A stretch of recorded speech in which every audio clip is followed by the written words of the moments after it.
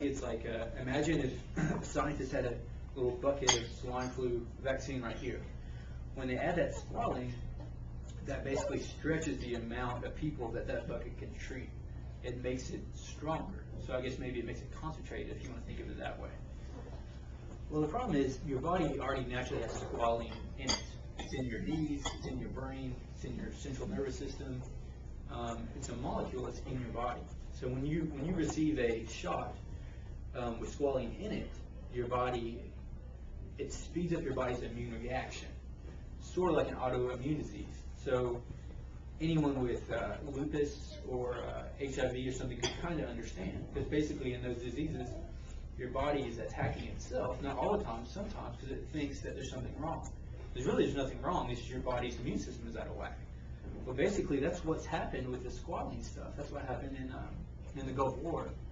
A lot of the Gulf War veterans had developed Gulf War syndrome, which is kind of controversial. There's no really clear understanding of it, but a lot of the symptoms they have been traced back to these shots.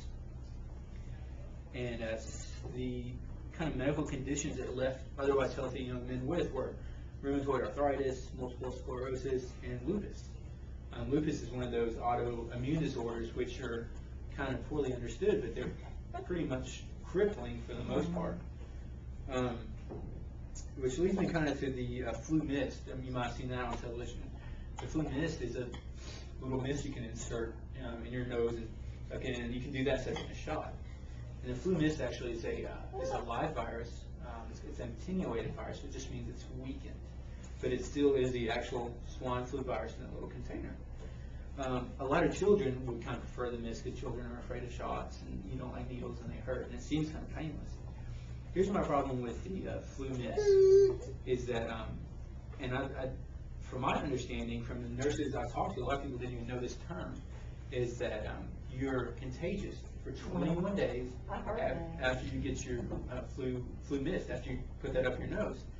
And the reason that's a problem is because you could go to Kroger's and there could be someone with lupus, or there could be someone with cancer, even though they shouldn't really necessarily be out in public. But there's all kinds of different people in America who have low or weakened immune system.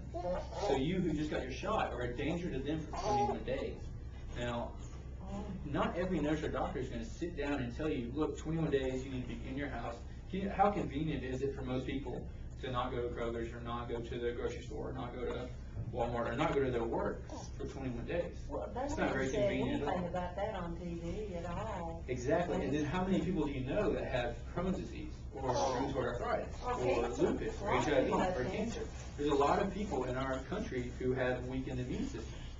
So basically, there's people walking around out there just spreading. It's called viral shedding. And for 21 days, you're contagious. And a little example I like to use is I have this crazy white dog. Her name's Snowy. And she's an American Eskimo, you know, the white full coat. Well, if you come into my house and you're wearing a black shirt, even if you walk through my house, you're going to get fur on you. If you sit on my couch, it's going to be all over you. You can't really see it, you know, but it's still there because, you know, dogs shed it. That's what the viral shedding is like. So it's concerning, and if you're going to take a medicine, or if you're going to administer a medicine, you should be